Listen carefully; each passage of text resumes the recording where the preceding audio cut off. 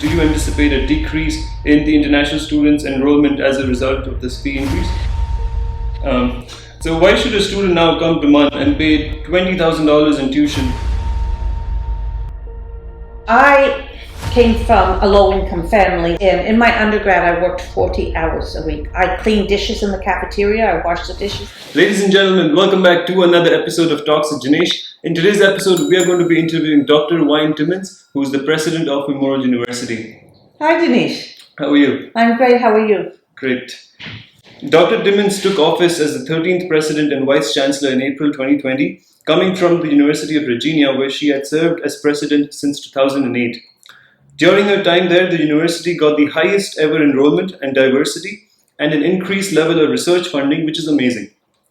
During her lifetime, she has received many awards, which also include Canada's top 100 most powerful women, a National Inclusive Education Award, and in 2019, she also received the Inspire Award for Education. She obviously is a figure to whom most people, including myself, look up to for inspiration and moral support.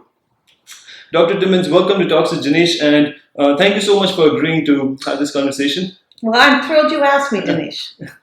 So regarding the fees increase, there are a lot of students right now in shock. And as you can imagine that in less than 5 years, the fees is more than doubled in tuition. When I took admission in 2017, the cost of per course was only $880 a course, whereas now it has gone up to $2,000 a course for newer students. So current students and newer students, they're very upset with this. And so what would you like to say to them? So for current students, Jinesh, their fees are not going to increase dramatically, 4% a year starting next year. But we really wanted to make sure for current students that we honored the rules, I guess, or the conditions in which they enrolled. So that was really important. For incoming students in 2022, our tuition will increase for international students, and we will still keep below the national average, significantly below the national average, and that was really important to us. We want international students, we want them to come, but we received almost a $70 million cut in our operating budget, which is significant, 23%. Yes. And we had to figure a way to move forward. Yes, 100%.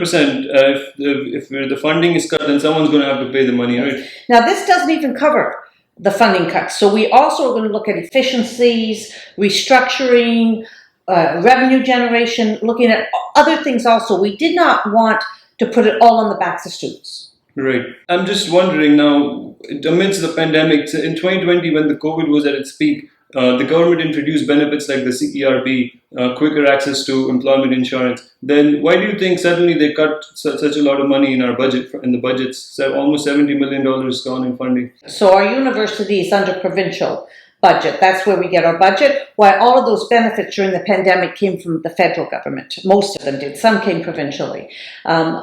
They cut our budget because the province is in a difficult financial situation, and they're looking at all of the programs in the province, and they have to make some tough decisions. Yeah, I wish it wasn't us. Yeah, but it is sad. So why should a student now come to MUN and pay $20,000 in tuition, whereas they can get admission in Toronto, live in a bigger city, get access to better transport, and also, get involved in a bigger diversified community while paying the same money, or if not a little bit less in some colleges, a little bit more in some universities in tuition? So I would say you should come to Memorial because of our programs. We have superb programs. Also, Newfoundland Labrador is a very unique place to be.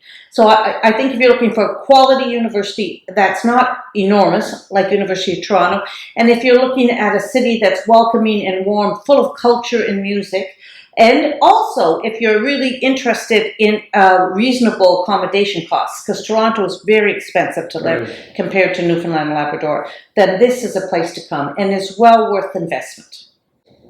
Yes. I've also seen most students come here to do their program and then they move out. So the province is having a hard time retaining the international students, the international community that come here, they do the degree and then they move out to other provinces. Why do you think that is the case? Well, I think they're looking for different opportunities, and we have to have them here in the province. We have to provide more opportunities for students.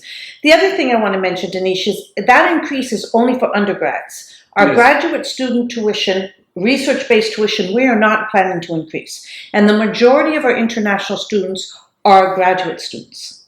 So I want to make sure that that's a clear distinction. Yes, that's right. So today there are roughly 3,200 international students in the province attending MUN. And over the next 5 years, do you anticipate a decrease in the international students' enrollment as a result of this fee increase? If we do experience a decrease, I think it will be just a slight one with the first year we implement them. But I do not anticipate long-term that we'll have a decrease.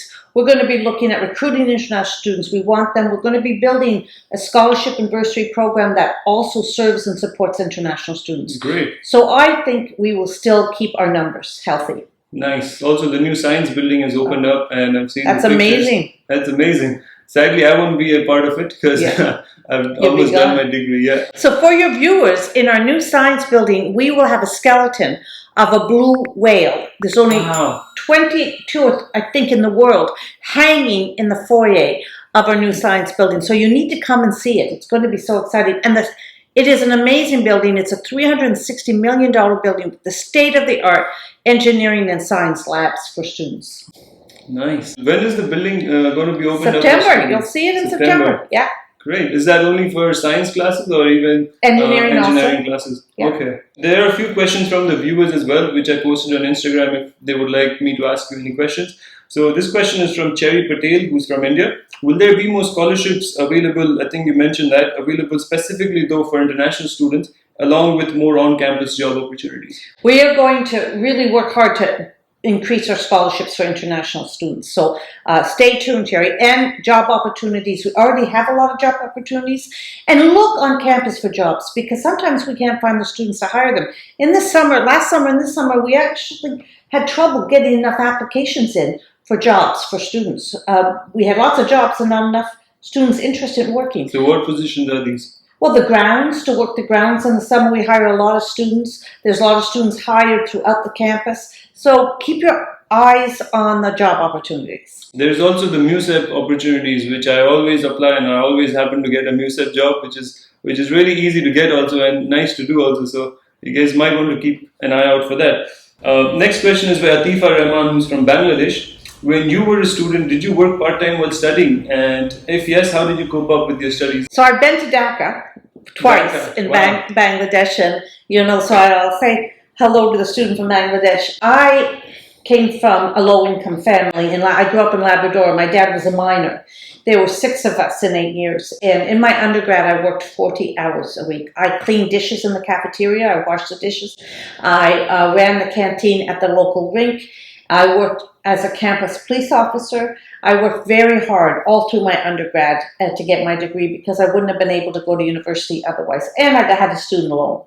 So I did all of that. So for many of our students, I know it's tough. I know. And I don't want you to do what I did, because it was too hard. I don't want you to have the pressures I had. So we really want to provide more support. Wow, it's such an inspirational story. It's from washing dishes to president. Yeah. From my grandfather went in the coal mines in Cape Breton at 12 years old. And my grandmother was taken out of school also in grade 4 and had to become a housekeeper.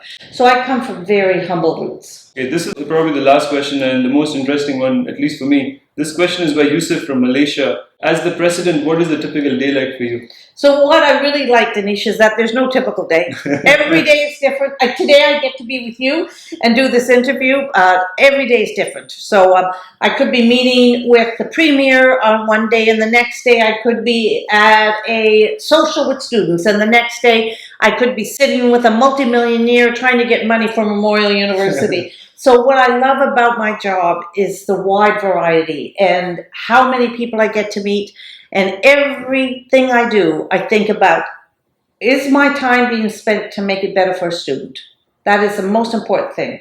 And so raising money, getting better relationships with government, promoting Memorial University, if all of that, the outcome is that it's better for students, then I'm going to put my time there. Fabulous. And Jinesh, I will mention that I said to you earlier that I spent 8 years working in India, in Mumbai. So I love seeing students from India and Bangladesh and that come here. And I worked in the slums of Derby, trying to get children with disabilities into local schools. That was my job for 8 years working. So you were working for a charity there? Yeah, I worked for a non-for-profit there. Yeah. So it was life changing for me, and so I'm thrilled to see international students come here because I know it's life changing for you. So, what is your take on India? Like, Oh, what do I you see call when you hear India. India?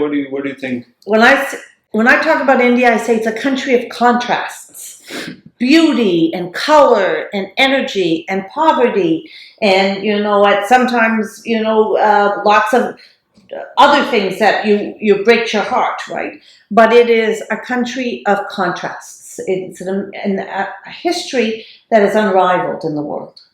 Nice. The festivals, the Holi, Festivals, the Diwali, the pujas is never like in any the other countries. weddings. Oh my The God. weddings.